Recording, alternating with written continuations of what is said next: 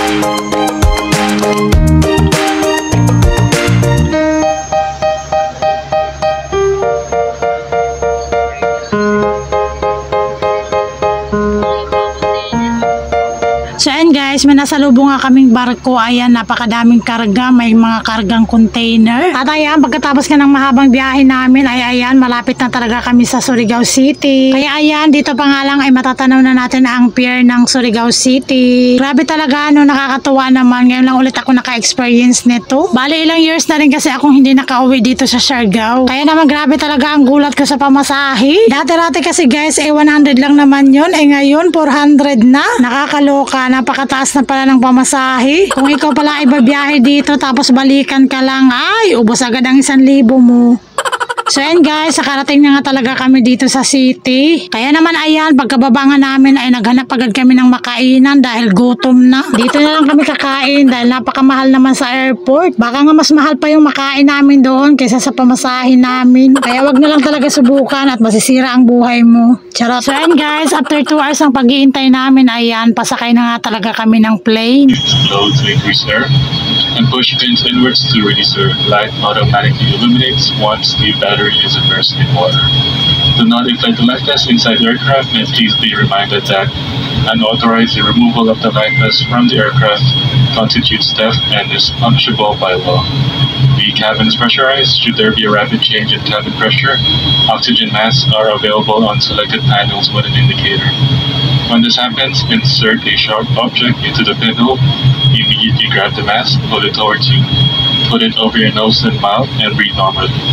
Cabin crew shall assist in the administration of oxygen after a decompression. In case of emergency evacuation, follow the lights that will lead you to the exits. For further information, please refer to the passenger briefing card found in your seat pocket. This aircraft is equipped with emergency exit signs found in the cabin. The location of the nearest exits may be behind you. So ayan guys, andito na nga kami sa Himpapawid, kaya naman ayan, goodbye Siargao!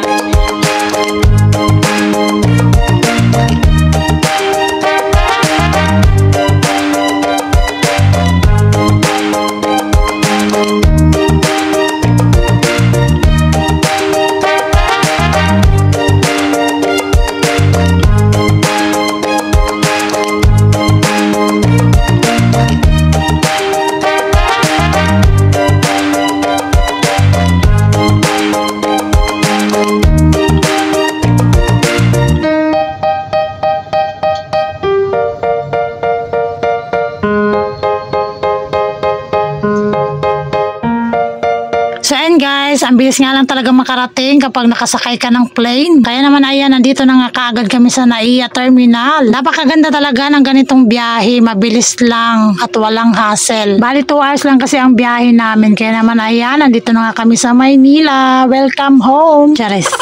At ayan, kinabukasan nga mga mi ay ayan, kami naman ang anak ko ang nagbiyahe. Pupunta kasi kami guys ang Caloocan dahil nga susunduin na namin si Bunso. Susunduin na nga namin dahil nga namimiss na namin ang baby namin. Hindi kasi talaga namin sila na isama dahil nga itong panganay ko ay may pasok. Tapos dalawa lang kasi ang nakuha naming promo. Dahil nga biglaan lang talaga yung uwi namin, wala sa plano. Kaya naniniwala talaga ako na mas natutuloy talaga ang mga lakad na wala sa plano. Kaysa naman napakatagal ng pinlano tapos hindi naman natutuloy. Kaloka, drawing lang talaga. At ayan, napakaganda nga ng biyahe namin dahil walang ka-traffic-traffic. Kaya naman ayan, nandito na nga si Bunso, sinundo na nga namin. Tuwang-tuwa talaga siya nung nakita kami. Kawawa naman, iniwan ng 2 linggo ng mama. Kaya tuloy sa ngayon, ayaw na kumawala. Miski magsi-CR na nga lang talaga ako, ay gusto niya pa talaga lagi siyang kasama. Kaya naman ayan mga mi, hanggang dito na nga lang ako. Maraming salamat sa mga nanood at sumuporta. Sana ay wag mong kalimutan mag-like, comment, share at subscribe sa aking channel.